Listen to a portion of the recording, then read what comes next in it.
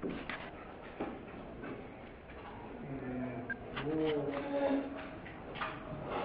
continuar analisando alguns trechos da Apologia, Sócrates. Queria relembrá-los um pouco sobre por que é importante para o nosso tópico, para o nosso assunto em geral, a compreensão do sentido da refutação socrática, ou seja, como dar um sentido filosófico para a prática interrogativa e refutativa de Sócrates nos diálogos ditos socráticos de Platão. A compreensão desse eventual estatuto filosófico dessa interrogação que visa a refutação inevitavelmente nos conduz inicialmente a uma compreensão da apologia de Sócrates. Por quê? Porque ainda que nós não possamos nunca afirmar, não seria prudente afirmá-lo, que a apologia de Sócrates consiste num relato histórico do discurso proferido por Sócrates no tribunal. Ponto final. Ainda que seja preciso sempre levar em conta que se trata aí, mesmo aí nesse texto, provavelmente primeiro de Platão, a presença de algum procedimento mimético no qual Platão alia elementos historicamente fiéis a quem foi Sócrates com um desdobramento filosófico que já nos leva além do Sócrates histórico, questão para a qual não há solução, provavelmente, porque não temos um parâmetro externo ao próprio texto para fazer essa avaliação. Mesmo assim, mesmo com esse caráter mimético que tem que ser reconhecido, é muito provável que nesse texto nós estejamos mais perto de compreender, pelo menos, como o jovem discípulo, Platão, compreende a filosofia do mestre, né, de modo a que se possa ver nesse texto uma espécie de base, de fundamento filosófico que permitiria compreender os diálogos, os vários diálogos que Platão escreve posteriormente, que são todos eles aporéticos, todos eles sem uma solução, compreender que há uma razão ou razões filosóficas dignas de consideração.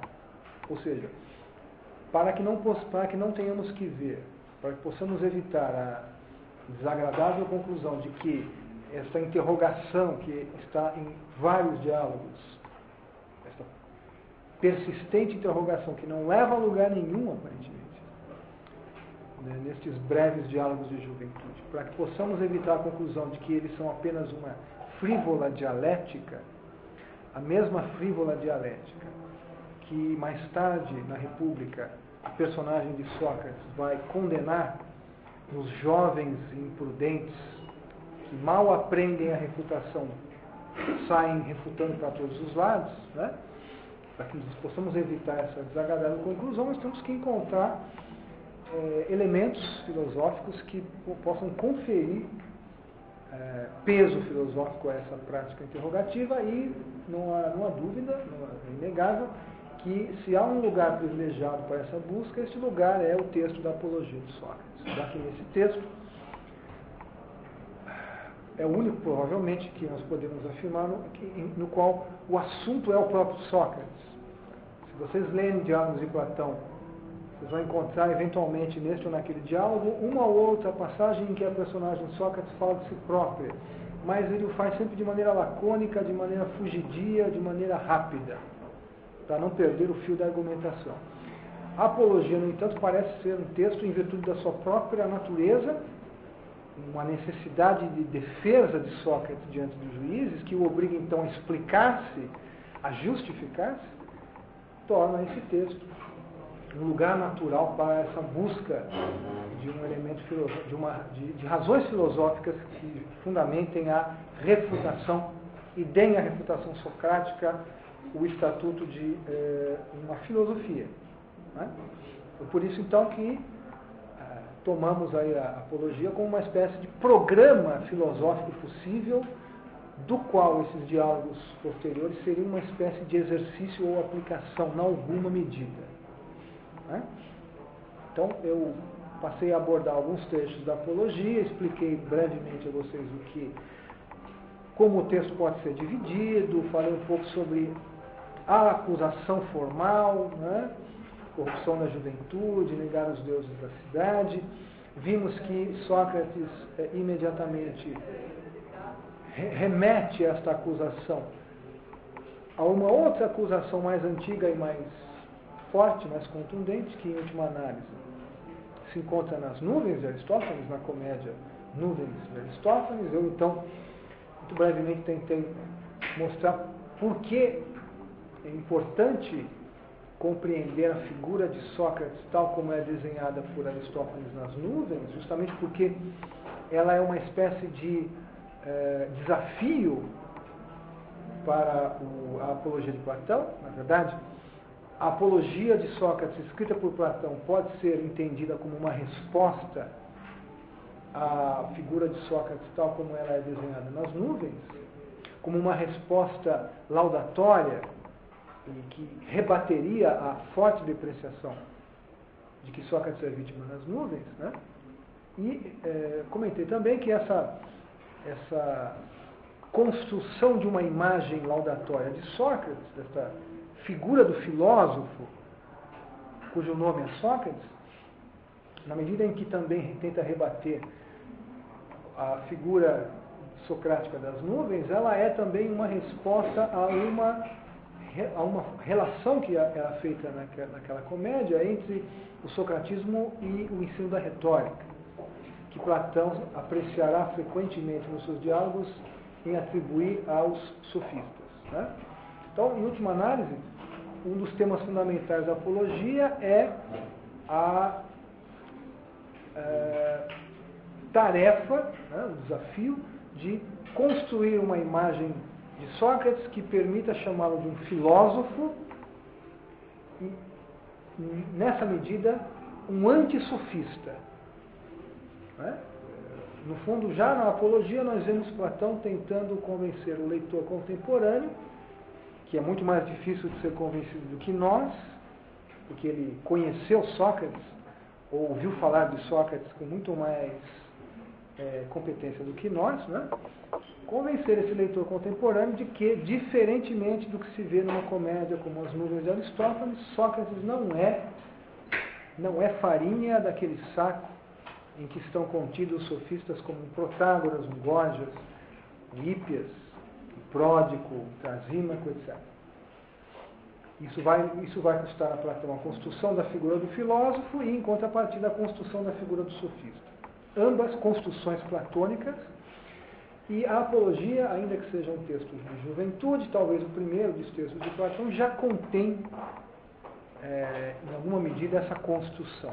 Tanto a defesa de Sócrates no tribunal, fato histórico, incontestável, é escrita como uma defesa da figura do filósofo, que começa a ser elaborada em contraposição àquela figura do sofista que nas nuvens era apresentada tomando-se como emblema o próprio Sócrates. Né? Isso, se vocês lerem futuramente diálogos como Fedro, República, Fedro, um banquete, que são os diálogos que transformaram Platão num filósofo indispensável, de enorme influência, porque neles não há aporia, mas há algum tipo de doutrina positiva, vão ver que Platão, no fundo, está propondo uma interpretação do mundo que permita desqualificar a visão de mundo que fundamenta a retórica. Ou seja, uma visão fragmentada, uma visão relativa, na qual todo discurso pode ter aparência de verdade ou falsidade, de acordo com a habilidade do orador. Né? É contra isso que Platão luta, e a apologia ainda é um texto muito embrionário a respeito disso, mas certamente já é um texto motivado por esse desejo de reabilitação, uma espécie de absolvição pós-mortem de Sócrates, né? Uma reabilitação da filosofia socrática. O que significa, então, que nós vamos encontrar no discurso socrático, além de elementos que devem estar remetendo, de fato, ao que aconteceu no tribunal, pinceladas platônicas, desdobramentos platônicos de aspectos filosóficos do socratismo que visam certamente a dar esse fundamento filosófico ao elencos, à refutação socrática. Né? Com base nisso, eu tentei começar a analisar o diálogo, observando inicialmente um tópico que não pode ser nunca posto de lado, porque é um tópico inevitável para quem se põe essa tarefa de encontrar a filosofia socrática no texto da Apologia, né? Que é o reconhecimento básico prévio de que o texto da Apologia consiste num discurso em que um acusado se defende diante de juízes.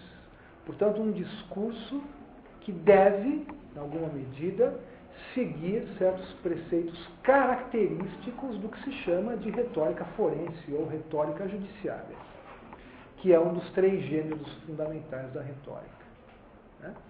Eu devo ter comentado com vocês que a retórica antiga ela pode ser abordada de 3 pontos de vista, são 3 ramificações da retórica. A retórica deliberativa, que é aquela na qual as regras, as técnicas da oratória são empregadas na assembleia pública, que visa a deliberações, né? Ou seja, o indivíduo cidadão, numa democracia como a Atenas, tem direito à voz numa assembleia, uma democracia direta, portanto, tem direito à voz numa assembleia, e se ele visa a convencer e persuadir seus pares em favor desta ou daquela tese, ele deve conhecer a retórica, ele deve dominar a arte retórica o suficiente para persuadir. Somente assim podendo, então, fazer fama e fortuna na cidade, fazer uma carreira política. A retórica judiciária ou forense, que é aquela na qual as técnicas de persuasão são empregadas no contexto da acusação e da defesa a respeito de uma questão qualquer, como é o caso de Sócrates aqui, que foi acusado e que acaba de ouvir um discurso de acusação que deve ter sido construído de acordo com as regras fundamentais da retórica, né? E a retórica epidítica, que é a retórica do elogio, que é a utilização dos recursos da oratória para o elogio. A Apologia de Sócrates, em boa medida, ela talvez deva ser vista como um híbrido entre a retórica forense e a retórica epidítica, ou seja, a defesa que Sócrates faz da sua posição, ela ao mesmo tempo se dá pelo louvor que o discurso socrático pretende conferir ao próprio acusado. Ou seja, Platão está fazendo o elogio de Sócrates no discurso que Sócrates pronuncia no texto. Né? Então, um desafio que fica para o leitor que supõe que seja possível depurar, peneirar, digamos assim, do texto da Apologia, conteúdo filosófico propriamente socrático, é estar atento para o fato de que em determinados momentos do discurso socrático, ali onde pode à primeira vista parecer que Sócrates está procedendo de uma forma filosófica original, ele talvez esteja apenas fazendo aquilo que se espera de qualquer acusado num tribunal, que é servir-se de recursos da retórica. Pode parecer chocante a alguns ouvidos que, sobretudo os nossos, porque Sócrates para nós é uma espécie de figura impoluta, né? Pode parecer chocante que Sócrates possa ter no tribunal utilizado recursos de retórica, já que a palavra retórica nos diálogos de Platão ela é carregada de um sentido tão negativo, mas não esqueçamos que Sócrates está num tribunal, né?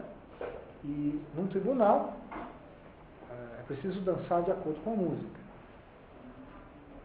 Por isso, então, eu comecei essa abordagem com o proêmio, o chamado proêmio do discurso socrático, as primeiras linhas do discurso socrático, onde Sócrates, antes de entrar propriamente no tema da acusação que ele recebe, para poder analisá-la e desqualificá-la, se dirige aos juízes partindo do discurso feito pelos seus acusadores, pelo seu acusador, de modo a produzir nos juízes a impressão de que tudo o que os acusadores disseram, ainda que tenha sido dito de maneira bela, bem arranjada e bem construída, noutros termos, como faz um orador tradicionalmente, tudo aquilo eram falsidades. E que ele, Sócrates, apresentará agora a verdade aos juízes, e assim como cabe a um juiz julgar a verdade, cabe a um verdadeiro orador dizer apenas a verdade, e a verdade só pode ser dita por aquele que tem a seu lado a justiça. Sócrates, nas primeiras linhas, nas primeiras páginas da Apologia, constrói então um quadro no qual a capacidade dos seus adversários no discurso de encantar os juízes é relacionada ao fato de que eles não detêm a verdade. Enquanto que ele, Sócrates, estando com a verdade a seu lado, estando, portanto, defendendo a causa justa, nesse caso, pode fazer um discurso que dispensa qualquer recurso cosmético, qualquer recurso de adornos típicos do orador, típicos de quem emprega regras da retórica, e pode usar a linguagem, uma linguagem até certo ponto casual, uma linguagem que lhe vem à mente imediatamente, sem a preocupação com o ornado do discurso. Né? O proêmio da Apologia, 17a a 18a, é basicamente feito nesses termos. Né? Sócrates pintando a si e a seus adversários com estas tintas. Né? Sócrates ainda acrescenta que considera-se um estrangeiro no tribunal, nunca esteve no tribunal na condição de um ator no tribunal, de um partícipe de um julgamento, nunca foi acusado, nunca acusou ninguém, e pede então a generosidade dos seus juízes e que aceitem que ele faça o seu discurso no seu próprio modo, um modo que ele chama de habitual, né? Aquele mesmo modo que todos conhecem, porque ele o exercita diuturnamente na praça pública, junto às bancas do mercado. Né? Bem, nós vimos que muitas dessas características do proêmio da Apologia não são, embora à primeira vista pudessem parecer, não são absolutamente originais e que podem perfeitamente consistir em recursos retóricos.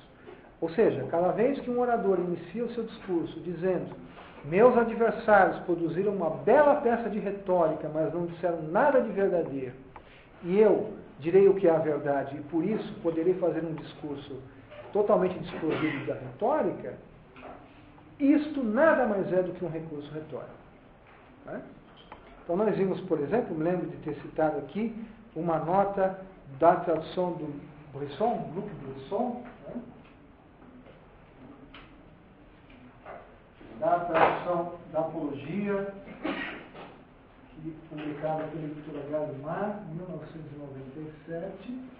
Bresson faz a tradução, uma introdução e notas, e logo na segunda nota do texto, ele registra, né, que vários aspectos, várias características do proêmio podem ser comparadas com proêmios de outros diferentes discursos feitos por diferentes oradores, como Lísias, como Isócrates, como Ésquines. Né? Então, por exemplo, quando Sócrates diz: meus adversários querem convencer os juízes de que eu sou hábil no falar, de que eu sou um orador terrível, que vocês devem se precaver contra a minha habilidade discursiva, mas isto não é verdade. Este recurso se encontra em Lísias. Né? Portanto, devia ser comum que os oradores utilizassem deste lugar comum nos proêmios dos seus discursos, de modo a desqualificar a fala do adversário e qualificar a sua própria fala. O mesmo valeria, por exemplo, com relação à ideia de que o orador que vai falar afirma aos juízes que não está familiarizado com o tribunal, que é um estranho no tribunal, que não conhece as regras do tribunal, que fará um discurso que ignora características dos discursos do tribunal. Isto também pode ser encontrado em outros oradores, né? O fato de que solicita-se que os juízes sejam imparciais, que julguem apenas a verdade, como Sócrates pede no final do seu poema, também é característico desses discursos, né? Pedir à audiência que não faça ruídos diante de observações que poderão parecer espantosas, isso também parece ser característico de vários discursos. Em outras palavras, esse proêmio, no qual Sócrates quer nos dizer: juízes, tomem cuidado com o que eles disseram sobre mim, porque tudo isto é falso e injusto, e eu direi a verdade porque a minha causa é justa. Poderíamos imaginar, aí já está operando o pensamento socrático, confrontando-se com o tribunal, com as regras típicas do tribunal, quando na verdade aí está operando um exercício típico de oratória, né? O que torna então ainda mais desafiador para nós é compreender o que no discurso de Sócrates nós poderíamos talvez pensar, selecionar, né? Onde é que está o trigo que nós vamos conseguir retirar do joio, né? De modo a que nós possamos dizer aqui de fato está socratismo, aqui de fato Sócrates está nos apresentando a sua originalidade, a sua peculiaridade, e não estará então apenas recorrendo a expedientes típicos do tribunal, né? Então, um caminho interessante a seguir, uma pista que nós temos que tentar seguir para pensar a respeito dessa particularidade de Sócrates, mesmo ali onde no tribunal ele deve dizer muitas coisas previsíveis, né, é o caminho do seu possível modo peculiar de utilizar o logos, de utilizar o discurso, né? Que é justamente um momento no proêmio ainda em que ele diz, em 17c, ele diz: se vocês me ouvirem me defender com os mesmos discursos, literalmente, por meio dos mesmos logoi, né, que costumo proferir, não só na ágora, né, ágora é o termo grego que se traduz frequentemente por praça pública, né, o local no qual os indivíduos se reúnem, o local no qual a publicidade se dá consensualmente. Então, se vocês me ouvirem me defender com os mesmos discursos que costumo proferir, não só na ágora, na praça pública, junto às bancas, onde muitos de vocês têm me ouvido, mas também em outros lugares, não fiquem espantados, nem façam tumulto por causa disso. Claro, nós podemos aqui dizer, é razoável também dizer, que Sócrates, ao pedir aos juízes que sejam condescendentes com ele, né, no seu desejo de usar um discurso que é aquele discurso que ele utiliza cotidianamente e que todos conhecem, cujo modo é conhecido de todos, porque Sócrates passa seus dias na praça pública, no mercado e nos lugares públicos, usando o seu logos, né? Então, ele diz: vocês todos sabem que eu faço isso, e pede que seja possível a ele permanecer usando esse tipo de discurso, ainda que nós possamos ver nisso também um recurso oratório, porque se trata aí também de demarcar a diferença entre o adversário que, destituído da verdade, não tem alternativa a não ser produzir um discurso cosmético, e alguém de posse da verdade que pode então fazer um discurso espontâneo. Isso também é um artifício retórico, a pretensão da espontaneidade do discurso, né? Ainda que se possa fazer esta leitura, nós podemos também tentar pensar, tomando esta passagem, o que seria para Sócrates esse tipo de logos que ele costuma proferir. Há um uso do logos, né? A palavra é absolutamente fundamental. Logos aí pode significar discurso, linguagem, palavra, raciocínio, argumento. Há um uso do logos que é costumeiro de Sócrates. Há um reconhecimento dos juízes da assistência de que Sócrates costuma fazer um certo uso do logos. Portanto, essa afirmação não espanta os juízes e a audiência, mas o que exatamente julga Sócrates ser, neste momento, este logos que é dele? Como é que nós poderíamos justificar que Sócrates pretende afirmar, se isto é verdade ou não é um ponto, por enquanto, mas que no seu discurso ele vai lançar mão de um logos que lhe é costumeiro. E este logos que lhe é costumeiro não é o logos típico do tribunal. Né? Então, como caracterizar esses logoi, esses discursos que Sócrates mesmo diz que costuma proferir? Há duas maneiras de conceber essa ideia, né? E acho que nós podemos, eu diria talvez três maneiras de pensar o que é esse logos socrático. Nós podemos imaginar que o logos que Sócrates costuma proferir envolve certos tipos de argumentos que Sócrates emprega, ou seja, que Sócrates teria na sua prática diária de conversação. Ele estaria sempre servindo-se de um certo tipo de argumentação, que não precisa ser necessariamente o mesmo, mas que poderia talvez configurar um certo estilo argumentativo. Essa ideia de que há um logos costumeiro de Sócrates pode também ser compreendida não do ponto de vista formal, ou seja, do ponto de vista do tipo de argumentação, mas do ponto de vista dos assuntos abordados por Sócrates. Né? Há pelo menos duas facetas aí que nós temos que levar em conta. O logos socrático, costumeiro de Sócrates, ele é costumeiro porque remete a um certo estilo argumentativo ou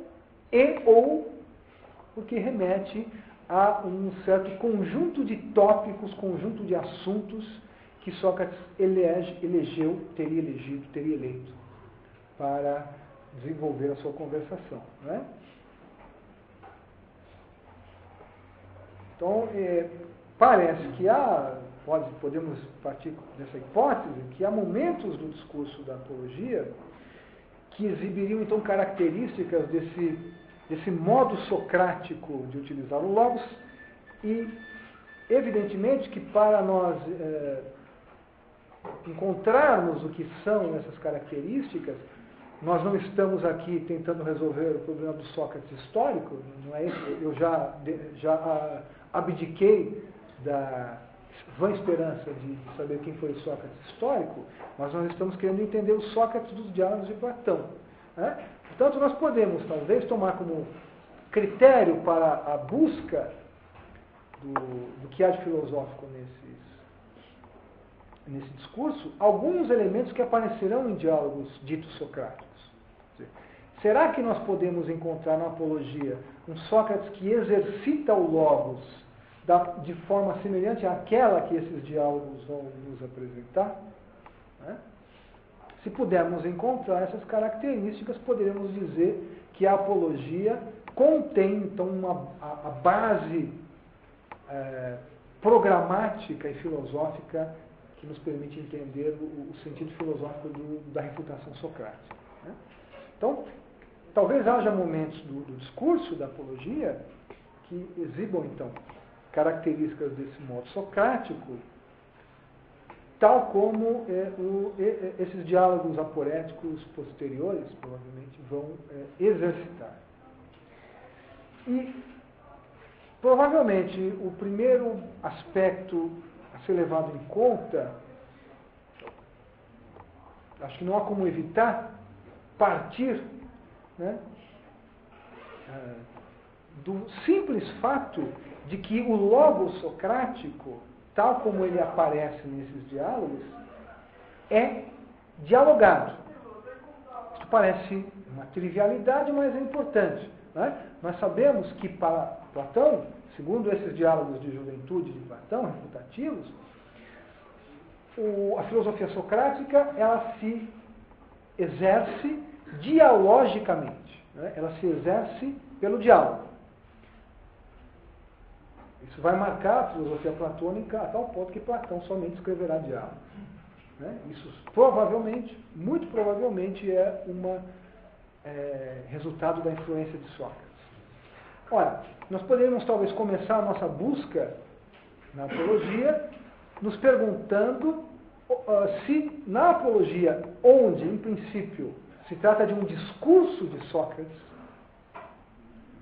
nós não encontramos também diálogo. Talvez uma das marcas do logos costumeiro socrático, que ele pede que os juízes aceitem, esteja no fato de que Sócrates tenha uma forte inclinação pelo dialogar. E o dialogar no tribunal talvez seja justamente algo estranho. Né? Talvez se possa dizer que se houver no texto da Apologia, no discurso de Sócrates, diálogo, isso significa que temos aí um indício da originalidade socrática. Nós podemos partir desse ponto, porque há de fato pelo menos dois momentos da Apologia em que nós encontramos diálogo. Nós encontramos Sócrates dialogando. O principal dele está em 24c, 27e,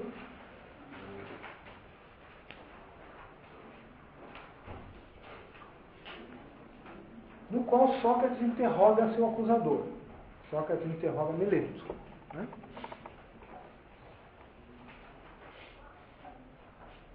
Esse é certamente o trecho dialogado fundamental do discurso de Sócrates. Sócrates vai interrogar Meleto. Mas há também um breve trecho em forma de diálogo, um pouco antes, em 20ab. Muito breve, bastante breve, em que Sócrates transforma em diálogo. Ele dá a este pequeno trecho o formato de um diálogo que ele relata aos juízes. Um brevíssimo diálogo. Nessa passagem de 20ab, eu vou falar sobre ela depois, Sócrates não está interrogando ninguém no tribunal, mas ele relata para os juízes um breve diálogo que teve com uma pessoa há algum tempo atrás. Que talvez seja justamente uma indicação de como Sócrates gosta de dar ao seu logos a forma dialogada. Né? E além desses dois trechos, há alguns momentos do discurso de Sócrates em que ele usa o que nós poderíamos chamar de cláusulas dialogadas, expressões típicas de quem está dialogando, embora não esteja dialogando. Né? Por exemplo, em 20c, quando Sócrates vai justamente começar agora a célebre passagem do oráculo de Delfos, Sócrates diz o seguinte aos juízes: um de vocês poderia então retrucar. Claro, os juízes não estão retrucando coisa nenhuma, porque os juízes não estão dialogando nem com o acusado, nem com o acusador. Não cabe aos juízes dizer alguma coisa. Né? Mas Sócrates não perde a oportunidade de imaginar-se em diálogo com os juízes quando diz: um de vocês poderia então retrucar.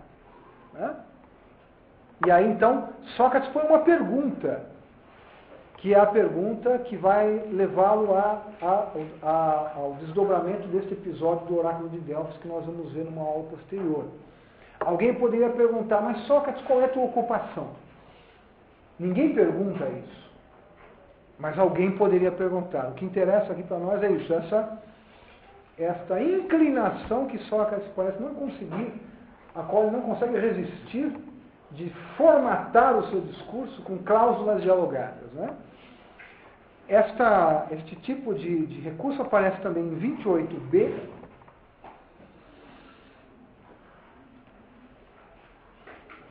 Ali Sócrates diz também, alguém poderia então talvez dizer, ninguém diz, mas alguém poderia talvez dizer, né? E o que vai permitir a introdução de uma possível objeção ao que ele vem dizendo, objeção essa que ele vai depois desqualificar.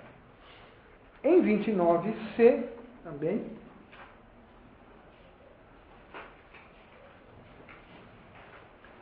Sócrates diz, e se vocês diante disso me dissessem, né? Dirigindo seus juízes, se vocês diante disso me dissessem, ou seja, ele está, mais uma vez, construindo o seu discurso como se estivesse em diálogo com o próprio tribunal, com os juízes. Né? E em 37e,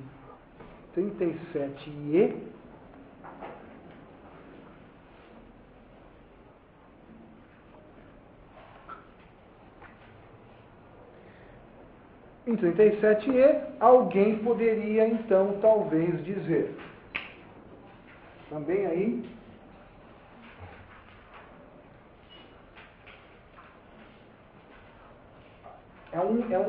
digamos assim, um indício interessante de como Sócrates, mesmo estando numa situação que impõe a ele não dialogar, ainda assim parece necessitar pensar que está dialogando. É como se Sócrates, para pensar, precisasse colocar-se numa situação dialogada. Em outras palavras, isto não está no texto, mas isto sugere fortemente que a própria ideia do pensamento, esta é uma tese que Platão vai elaborar em Diálogos de Velhice, em duas passagens famosíssimas do Teteto do Sofista, de que o pensamento nada mais é do que um diálogo da alma consigo própria, que certamente não está aqui, absolutamente ausente aqui. Mas a maneira como Sócrates formula o seu pensamento no tribunal, evocando a ideia de que ele está dizendo algo a alguém e está recebendo em troca uma resposta ou uma pergunta, né? Quase como uma forma de sugerir que, para Sócrates, mesmo quando não está dialogando, imaginar que está dialogando lhe é favorável e faria parte, então, disso que ele chama de logos costumeiro, que ele exercita na praça pública. Né? Já que o discurso socrático, tudo indica, foi um discurso de interrogação, portanto, de diálogo. Bom, isso não quer dizer, mais uma vez, aí nós temos que voltar ao nosso problema anterior.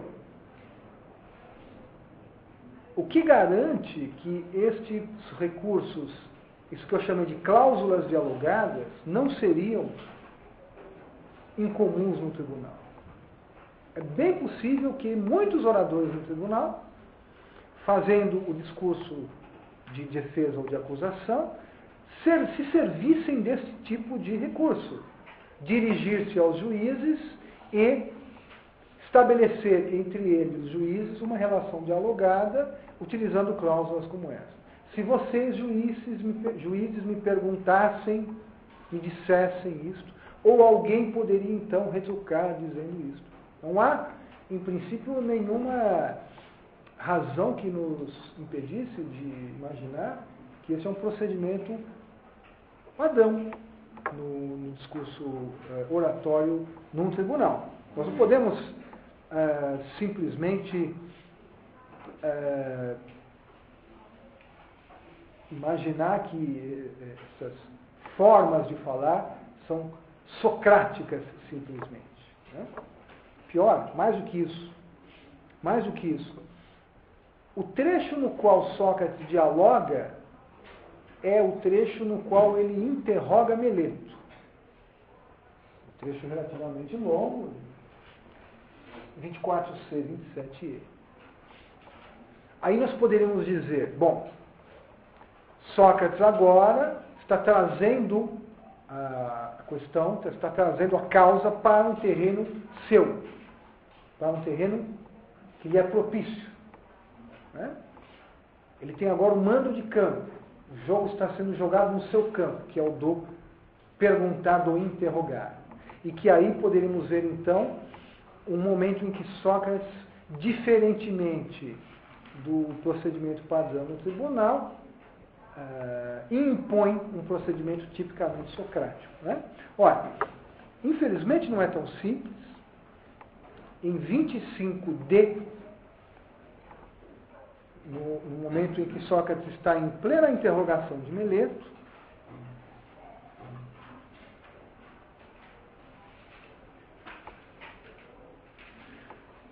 o Sócrates está interrogando Meleto, num dado momento, vai reagir como reagem alguns interlocutores de Sócrates, que é não responder. Tal é a sua irritação com Sócrates, prefere não falar nada. Né? E nesse momento Sócrates diz assim: responda, bom homem, a lei o manda responder. Né? Quando Meleto se recusa a responder a uma pergunta de Sócrates, Sócrates o lembra: responda, a lei manda que você responda. A lei prescreve que você responda. Né? Esta observação, ao mesmo tempo em que obriga Meleto a responder, mostra também que faz parte do procedimento jurídico, do procedimento do tribunal. O procedimento do tribunal contempla a possibilidade de que o acusado interrogue o acusador. Se vocês forem novamente à tradução do Brisson, agora nota 120,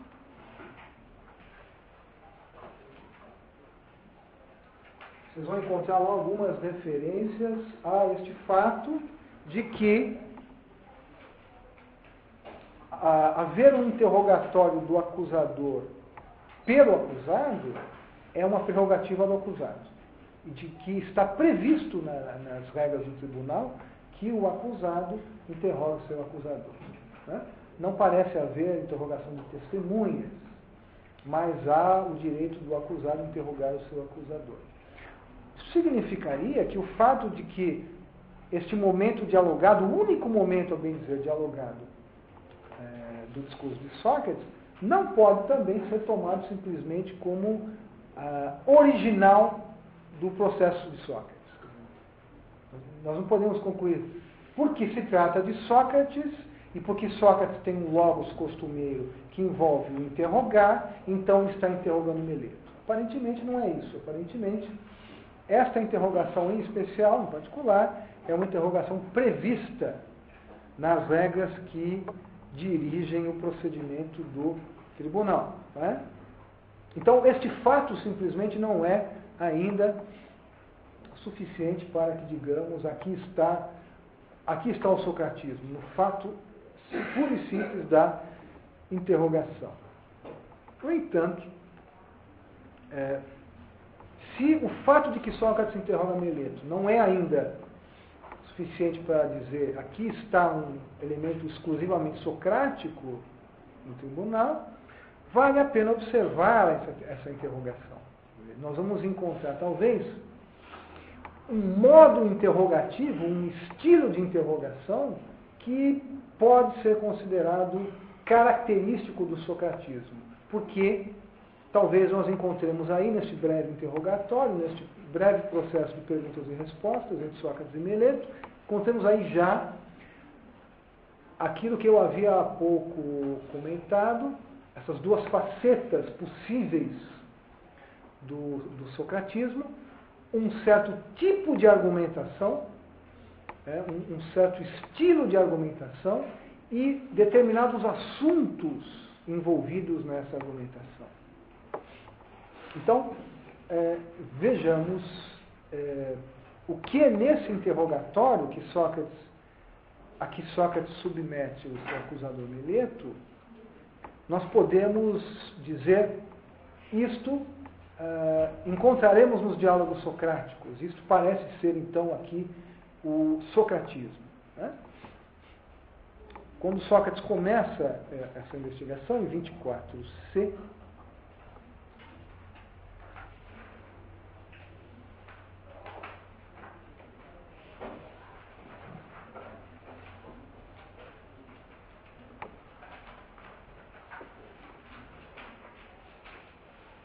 Sócrates diz, ele acabou aquela etapa que nós vimos nas últimas aulas. Vocês se lembram talvez que Sócrates, quando começa a abordar a acusação, ele faz algo aparentemente bizarro, que é dizer que além desses acusadores aqui, tem outros muito mais numerosos, muito mais difíceis, muitos mortos. E é o momento em que ele se refere, então, ao fato de que o conteúdo da acusação no tribunal já está lá nas nuvens de Aristófanes, o Sócrates que investiga as coisas celestes, anda nos ares, né? Lembram dessas passagens que eu mencionei, e que tudo isso está na base da acusação recente, da acusação formal no tribunal. Terminada, então, a consideração sobre os antigos acusadores, aquela remissão às nuvens, ele vai, então, passar a falar sobre a acusação recente, que é a acusação formal que ele sofre no tribunal, que está no processo. Sócrates é acusado de cometer injustiça, ser injusto ao corromper os jovens e negar os deuses da cidade, introduzindo divindades novas. Né?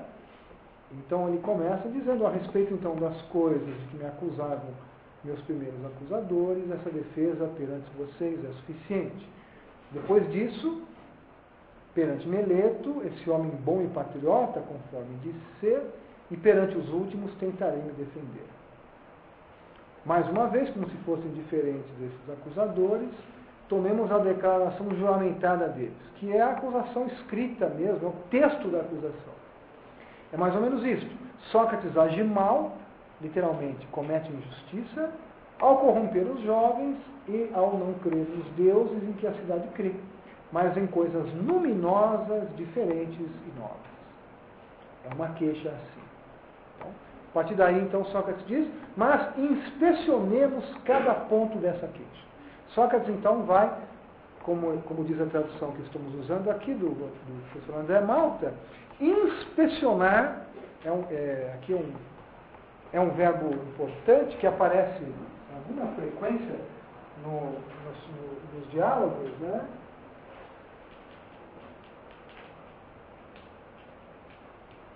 Exetatio, que é um verbo militar, né? Inspecionar as tropas. É isso que se diz. E este verbo é um dos verbos do vocabulário investigativo socrático. Procurar, investigar, observar, inspecionar, é um conjunto de verbos que aparece com frequência. Né? Ora, o fato de que Sócrates vai abordar os termos da acusação e fazer uma inspeção desses termos, e de que ao fazer essa afirmação ele se serve de um vocabulário que mais tarde vai aparecer nos diálogos como um vocabulário que expressa a abordagem que Sócrates faz dos seus interlocutores, a abordagem que ele faz das teses dos seus interlocutores, sugere que ele vai tratar os termos da acusação como nos diálogos socráticos posteriores, que Platão escreverá, a personagem Sócrates tratará seus interlocutores. Ou seja, ele abordará o seu acusador e o conteúdo da acusação segundo uma, digamos, a expressão é um pouco forte, mas não é desprovida de lugar, uma metodologia e um espírito que é o mesmo que anima a sua abordagem das opiniões e convicções de seus interlocutores. Essa inspeção que ele fará da acusação será então, digamos, uma inspeção análoga à inspeção que ele faz no seu modo costumeiro dos seus interlocutores. Isto permite, pelo menos, partir da hipótese de que o interrogatório que se seguirá, porque esta inspeção que será feita dos termos da acusação se dará pelo interrogatório de Mileto, isso permite então a hipótese de que o interrogatório de Mileto se dará mediante o mesmo espírito que anima a interlocução socrática com diferentes interlocutores em diálogos como Criton, Laques, Eutífron, Hípias, Cármides, Lises, aqueles diálogos ditos de refutação. Né?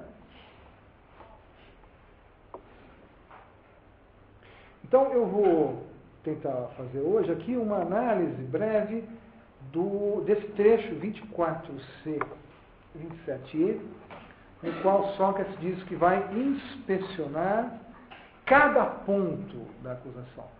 A acusação pode ser dividida em dois grandes tópicos: corrupção da juventude e negação dos deuses da cidade com introdução de novas divindades. Sócrates vai abordar essas duas partes da acusação e em ambas ele vai, para a desqualificação da acusação, em ambas ele vai então proceder a um interrogatório de Mileto. Não é? Então, nós podemos fazer a seguinte divisão. Em primeiro lugar,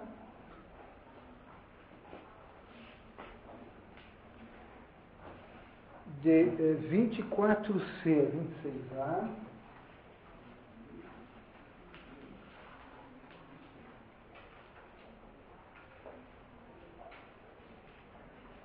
inspeciona-se, ou examina-se, a acusação da corrupção dos jovens.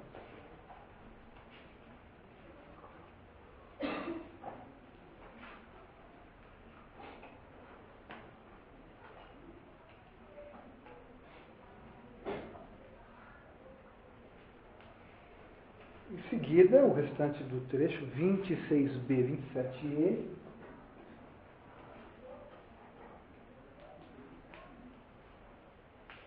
a segunda parte da acusação, negar os deuses da cidade.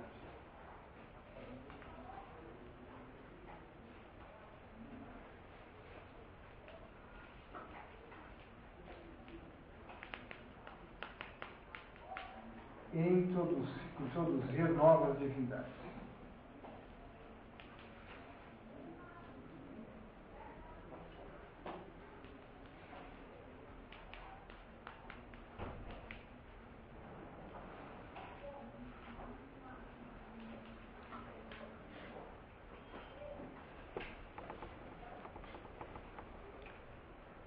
Então,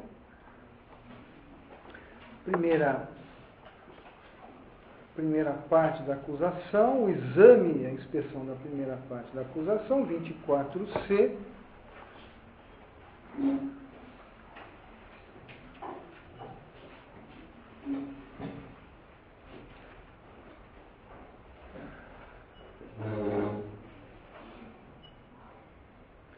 Depois que ele diz, mas inspecionemos cada ponto dessa queixa, ele aborda então a primeira parte. Diz que ao corromper os jovens, ajo mal, cometo injustiça. Né? E a estratégia de Sócrates, em toda esta parte do texto, parece consistir na tentativa de detectar e explorar uma certa incongruência, talvez até mesmo uma certa inconsistência entre essa acusação de Mileto. Mileto acusa Sócrates de corromper os jovens, e quem Mileto é. Sócrates vai tentar desqualificar a acusação que Mileto faz a ele, de que ele, Sócrates, corrompe os jovens, explorando uma espécie de descompasso, ou talvez seja preciso usar uma terminologia mais forte mesmo, uma inconsistência eu até diria mais, a ilegitimidade da acusação quando feita por Meleto. Ou seja, se Meleto pode legalmente acusar Sócrates de corromper os jovens, não há nenhum motivo legal que tornasse essa acusação uma acusação impossível. A acusação, ela é feita de acordo com as leis.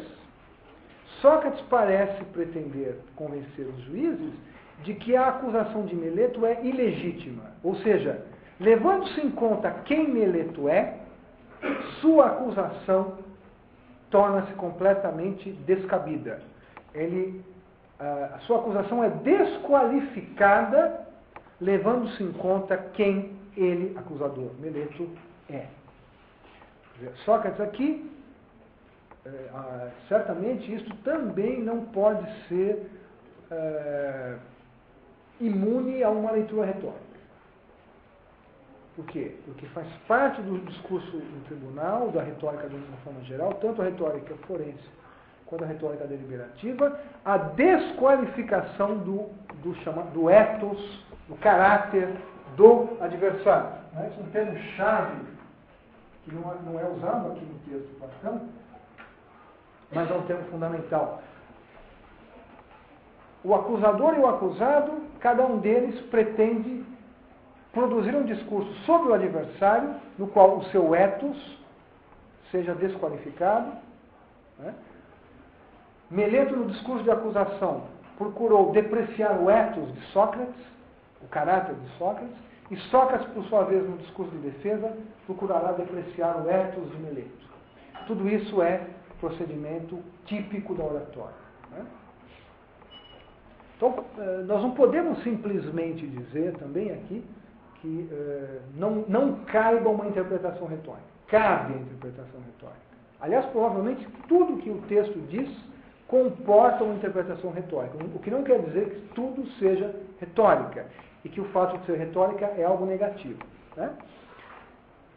Neste caso, há um vocabulário que Sócrates utiliza extremamente importante para entender por que este tipo de estratégia que Sócrates vai desenvolver parece ser algo fundamental. De alguma forma, parece que Sócrates quer mostrar que é o próprio Meleto que está cometendo um ato injusto aqui, quando pretende acusar Sócrates de algo.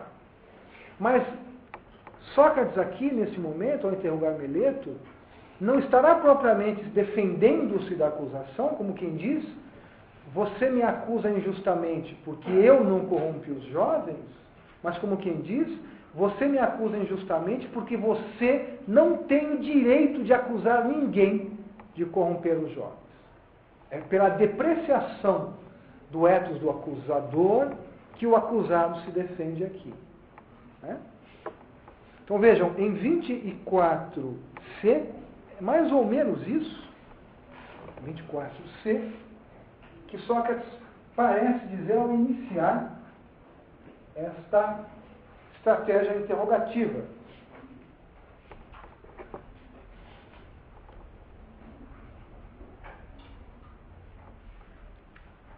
Então ele diz, mas inspecionemos cada ponto dessa queixa.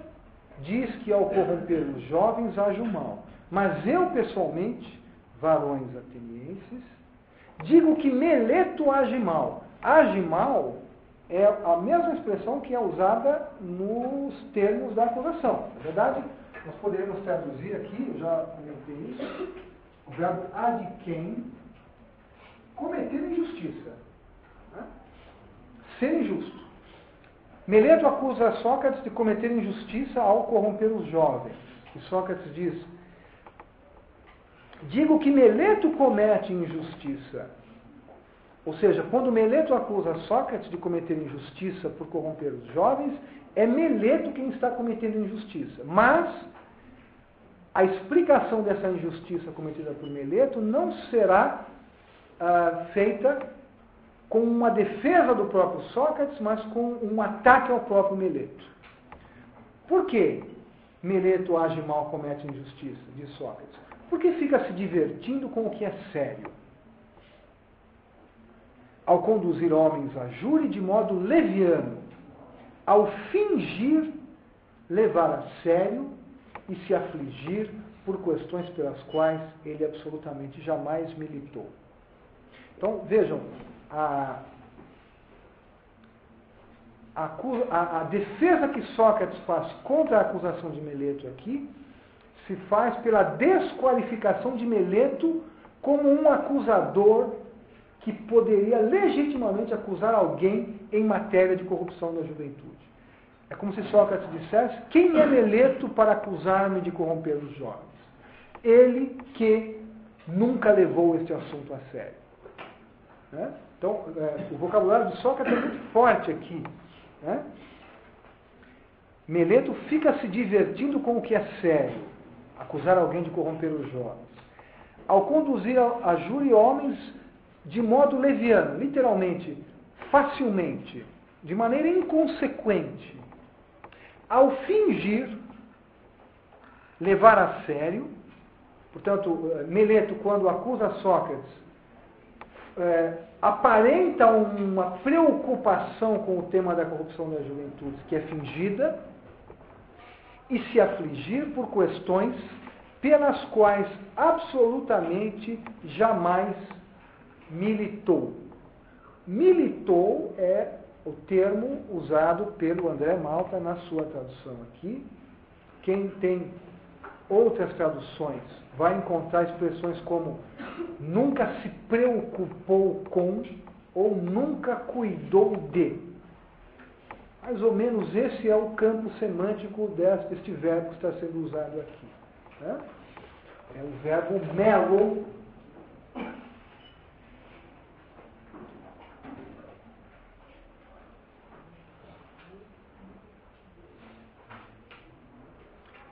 Aqui há um jogo de palavras. Né? Há um jogo de palavras entre o verbo melo e o nome de Meleto. Né? Meletos. E isso levou André a traduzir por militar, do verbo militar, ser militante por alguma coisa, uma maneira de aproximar na língua portuguesa foneticamente o verbo do nome de Meleto. Meleto, militar, há uma razoável aproximação aí fonética. Que foi uma forma de tentar preservar o trocadilho do termo do texto grego. Platão adorava fazer esse tipo de trocadilho, fazendo um monte. Né? Este verbo é absolutamente fundamental. Este verbo, ele não é qualquer palavra. É uma palavra absolutamente fundamental, porque é justamente isso que Meleto não detém. Uma preocupação com, um cuidado com, uma militância por corrupção dos jovens. O que faz com que o fato de ser ele aquele que acusa Sócrates de corromper os jovens torna não ilegal, mas ilegítima, é o que Sócrates quer que os juízes aceitem, torna ilegítima a sua acusação. Né?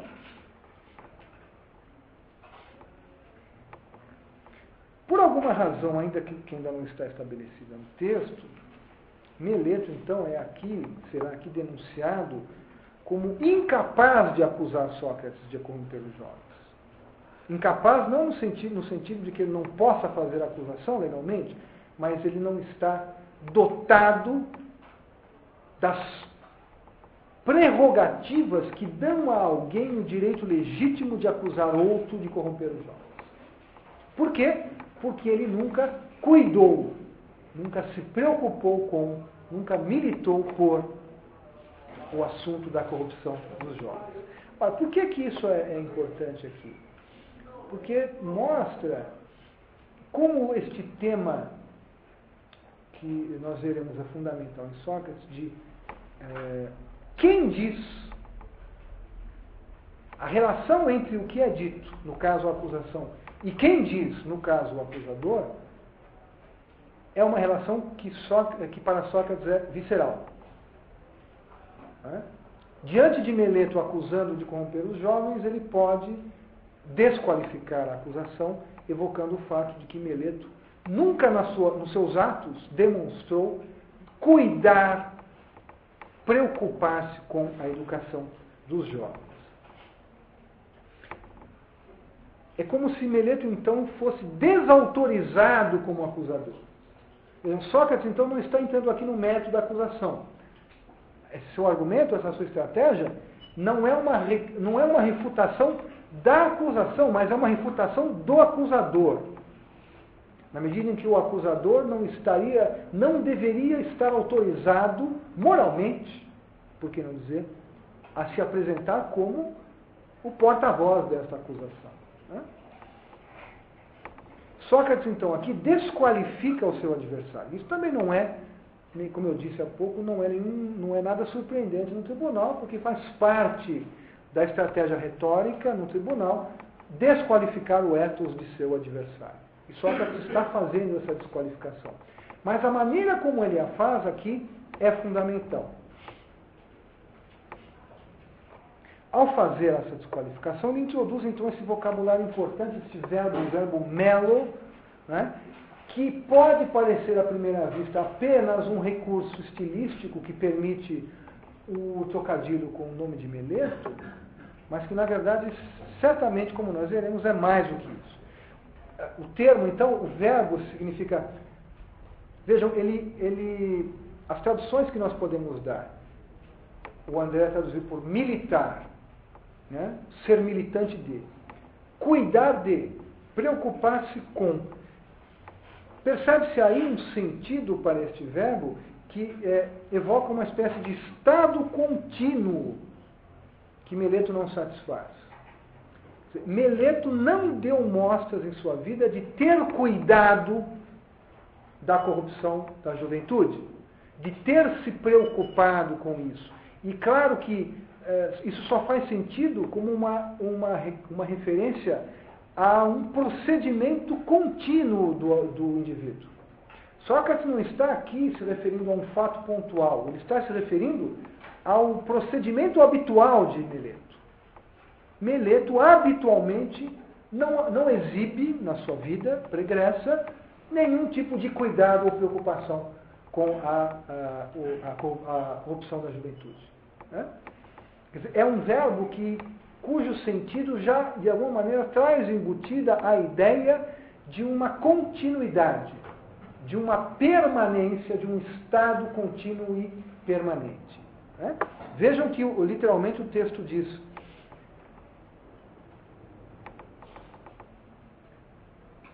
ele finge levar a sério e se afligir por questões pelas quais ele absolutamente jamais militou.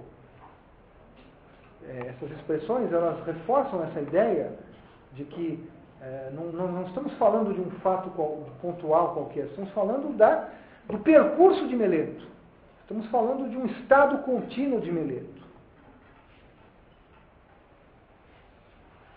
Ele nunca deu atenção, a sua conduta mostra que ele não dá atenção a esse assunto. E como é que ele então se julga autorizado a acusar a mim ou a qualquer um de corrupção da juventude? Então vejam, o ataque de Sócrates não é um ataque aos termos da acusação aqui. É um ataque à relação entre o conteúdo da acusação e quem a faz. E diretamente a quem a faz. Quem a faz não estaria autorizado moralmente a fazê-la, porque nunca demonstrou cuidado e preocupação com a educação dos jovens. Né? Então, Sócrates sequer chega aqui a avaliar o teor da acusação. Ou então, se ele avalia o teor da acusação, ele o faz relacionando àquele que profere a acusação, para mostrar o infundado, não da acusação, mas do acusador. Né? Olha, esse vocabulário do cuidar de, do preocupar-se com, do militar por, é forte e não pode ser considerado simplesmente um vocabulário, um recurso de persuasão retórica. Vejam, por exemplo, o que Sócrates dirá mais adiante, bem mais adiante, em 30ab.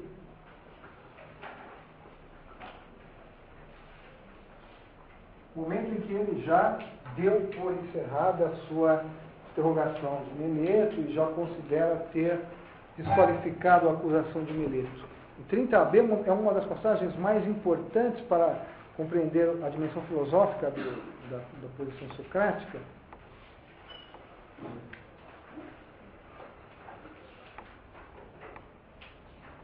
É uma passagem que Sócrates levanta a hipótese de que os seus juízes dissessem a ele que não vamos levar em conta o que Meleto, Anito e Lícon estão fazendo aqui ao te acusar, vamos te absolver, contanto que você prometa que não vai mais fazer isso que você tem feito durante tantos anos, que é usar o logos da maneira como você vem usando, introduzindo divindades, corrompendo os jovens, etc. Né? Um pouco antes de 30 AB, né, Sócrates começa a sua resposta e em 30 AB ele lembra, né, o tribunal que vai continuar interrogando, inspecionando e refutando todos, pois é isso que o Deus me ordena, e eu mesmo penso que ainda não surgiu para vocês nenhum bem maior na cidade do que meu serviço ao Deus. Lembrem-se de que eu comentei isso aqui. Sócrates julga, nós ainda não sabemos por quê, porque não fomos às páginas do oráculo, do episódio do oráculo de Delfos, mas Sócrates sai do episódio do oráculo de Delfos convencido de que ele é um servidor do deus Apolo e que, portanto, ele é um benefício para a cidade. É isso que vai, inclusive, fazer com que ele proponha como pena ser sustentado pela cidade, porque ele não considera culpado de coisa nenhuma, ele considera um benfeitor da cidade. Ele está aqui retomando essa ideia. Ele segue a ordem do Deus e, por isso, ele é um grande benefício para a cidade. E aí ele diz, então, nenhuma outra coisa faço enquanto circulo, a não ser persuadir. Esta é uma passagem que vamos depois, no futuro, tentar entender melhor. Em que sentido Sócrates persuade? Já que ele refuta. Né? Mas, de alguma maneira, Sócrates entende que o que ele faz, persuade. Persuadir tanto os mais jovens quanto os mais velhos, dentre vocês, a não militar. Que é um verbo, esse mesmo verbo agora, numa variante.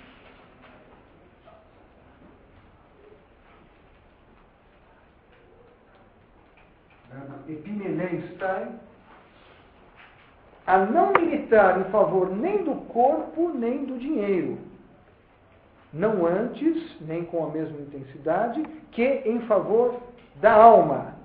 Essa é uma das passagens em que se encontra a ideia de que o socratismo consiste numa exortação ao cuidar da alma, ao preocupar-se com a alma, ao militar em favor da alma.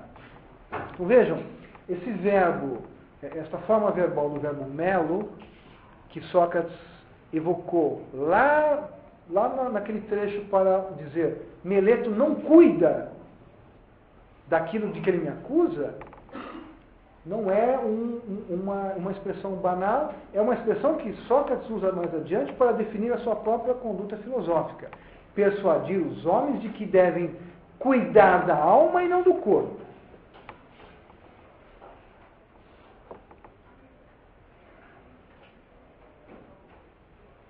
Então, persuadir tanto os mais jovens quanto os mais velhos dentre vocês a não militar, epimeleista, em favor nem do corpo nem do dinheiro, não antes que em favor da alma, a fim de ser o melhor possível, a fim de ser a alma a melhor possível. Também em 31b, um pouco mais adiante, uma passagem que eu já mencionei na semana passada, que é quando Sócrates se compara a um moscão, né, ele diz que a cidade de Atenas é como um grande animal, um grande cavalo, lento, e ele é um moscão que vive fustigando esse grande animal para evitar que esse grande animal durma, mantendo-o sempre desperto. E ele via isso justamente como uma positividade da sua conduta, né, em nome do deus Apolo. E isso diz, então, é a maneira pela qual Deus o ligou à cidade. E ele prossegue dizendo, então, outro desse jeito não surgirá facilmente para vocês, varões, se vocês me derem ouvidos, me pouparão. Mas vocês poderiam, talvez, quem sabe, ficar aborrecidos, como os que são despertados de um cochilo, e me dando um safanão e ouvidos anito, poderiam facilmente me matar e então continuar dormindo, etc. Que por acaso sou eu esse tipo de homem que a cidade pelo Deus foi dado? Isso tudo remete ao episódio do oráculo de Delfos, como nós veremos. Que por acaso sou eu esse tipo de homem, vocês poderiam perceber a partir disto. É que não se assemelha a algo humano eu ter me despreocupado de tudo que é meu. A vida de Sócrates consistiu num cuidar da alma, num persuadir os outros por um cuidar da alma e um descuidar de tudo que é seu. Aqui é justamente o verbo melo acrescido de um alfa, de um aprivativo, né? O verbo amelo, né? Não cuidar, não preocupar-se. A preocupação socrática com a alma e com persuadir os outros em cuidar da alma levou a uma despreocupação, a um descuidar, a um não militar por aquilo que é seu. E já por tantos anos aguentar a família sendo negligenciada. Negligenciada traduz mais uma vez o verbo descuidar. A família de Sócrates, boa e velha Xantipa, tão famosa, devia reclamar muito com Sócrates e dizer: Sócrates, você não cuida da sua família, não cuida de mim, não cuida de nossos 3 filhos e fica aí preocupado com a cidade, cuidando dos outros. Né? Porque a tarefa socrática de persuadir os outros a cuidar da alma fez com que ele não cuidasse daquilo que é seu, a ponto de a família de Sócrates aguentar ser não cuidada por ele. Né? Para realizar sempre o que diz respeito a vocês, me dirigindo a cada um em particular, como um pai ou um irmão mais velho, tentando persuadi-los a se preocupar com a virtude. Preocupar-se também é o verbo melo. Né? Vejam, a filosofia socrática pode ser expressa como um procedimento de cuidar de algo, no nosso texto aqui, pelo menos da alma e da virtude, são as palavras que foram usadas, né? E persuadir os outros a cuidarem também deste mesmo algo, virtude e alma. Né?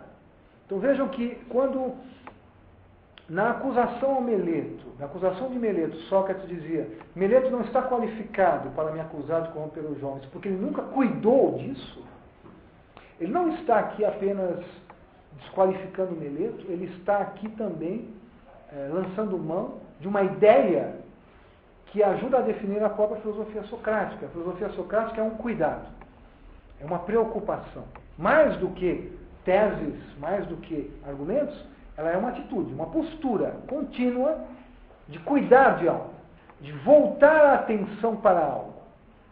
Justamente aquilo que Meleto nunca fez com relação ao conteúdo da sua acusação.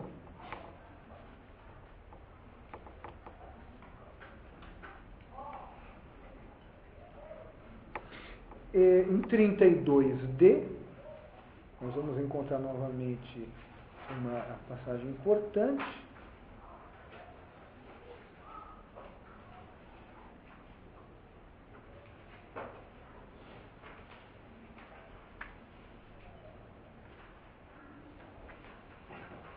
Vejam só, Sócrates aqui, ele está, 32d,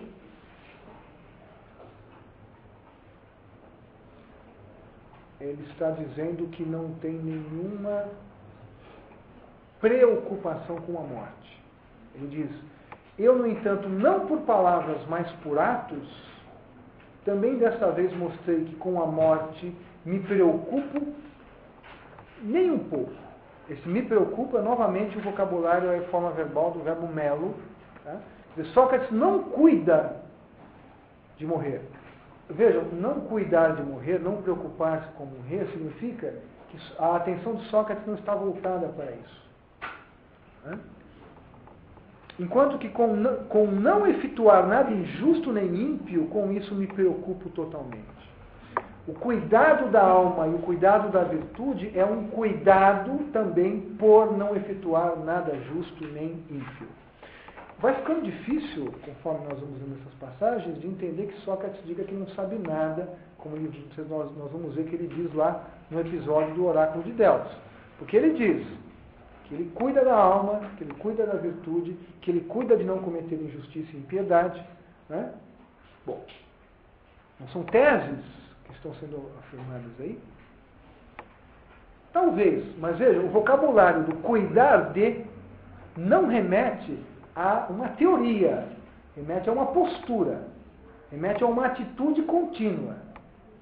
Né? Justamente essa atitude contínua que, segundo ele, Meleto não tinha a ponto de autorizá-lo a ser um bom acusador. E, finalmente, a penúltima passagem sobre esse assunto, antes de fazer o intervalo, está no final da Apologia, Sócrates já condenado à morte, 41e 42a, e que deixa claro que não se trata aqui de mero recurso retórico.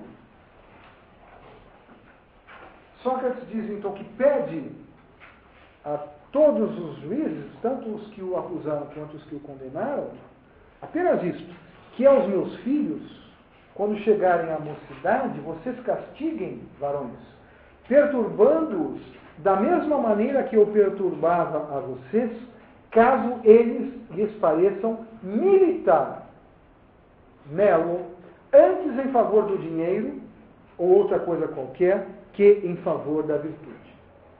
E caso pareçam ser algo nada sendo, que vocês os reprovem como eu a vocês, de que não militam pelo que devem, não cuidam daquilo de que deveriam cuidar, não se preocupam com aquilo com que deveriam se preocupar, e pensam ser algo quando não valem nada. Se vocês fizerem isso, terei sentido com vocês o que é justiça, eu e meus filhos. Então Sócrates, antes de despedir-se, pede aos juízes que velem pelos seus 3 filhos e vejam se eles cuidam do que devem cuidar, da virtude.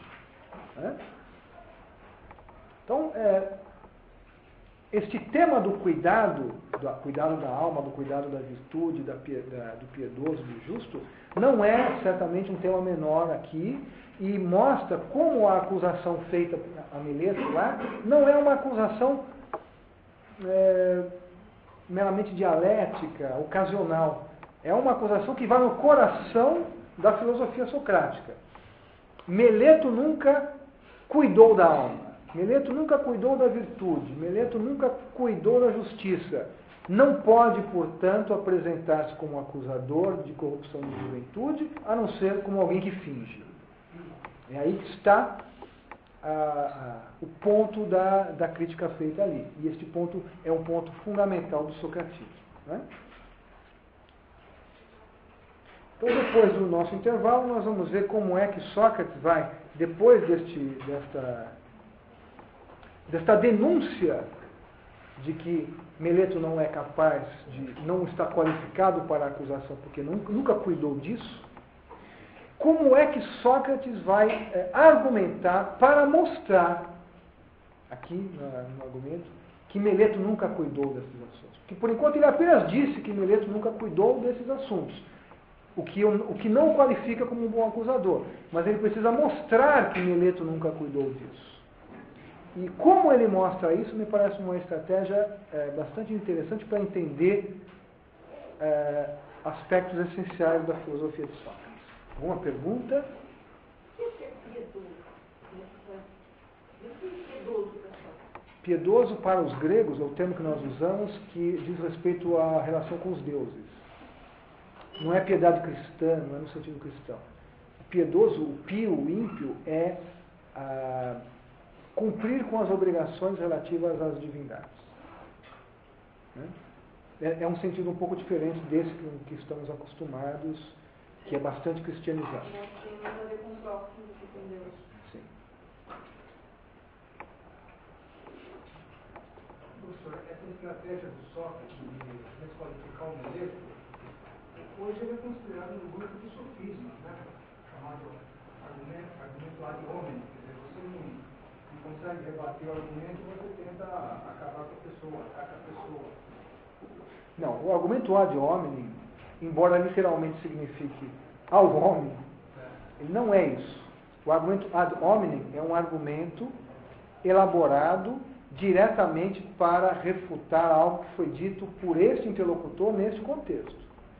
Não é, veja, ele diz respeito ao conteúdo da fala do adversário. Da fala. O que Sócrates está fazendo aqui, como eu disse, é uma estratégia que qualquer orador utiliza.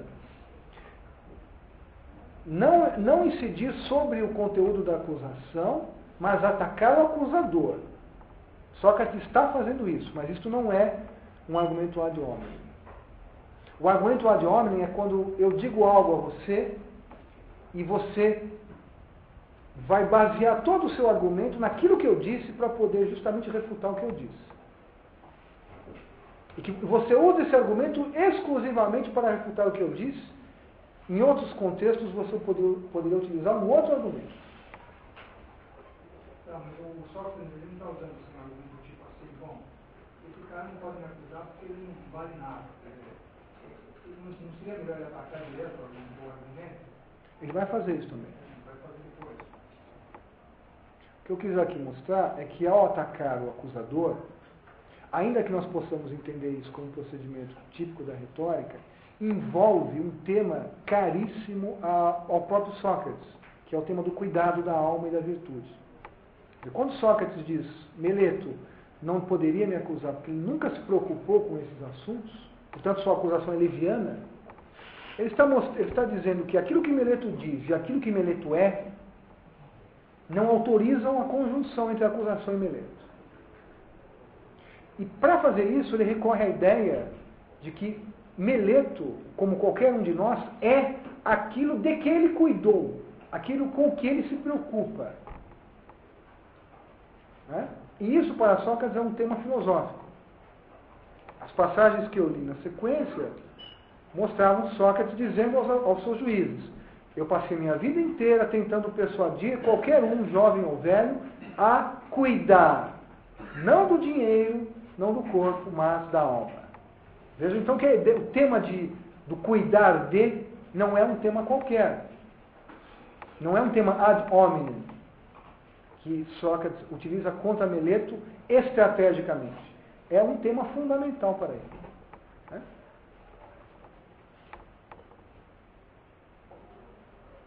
Eu não sei se você vai falar isso depois, mas quando ele vai perguntar, quando ele lembra do Cálias, né, que tem filho, Sim. então ele acaba qualificando o Eveno, uma pessoa que Cálias diz que usaria como instrutor, ele acaba dizendo, o Meleto não, mas o Eveno seria um... Vamos ver isso, vamos ver. Esse é aquele trecho em que Sócrates imagina um diálogo que ele teve com o Cálias, né? Um trecho breve, 20a, 20b. Vamos ver isso.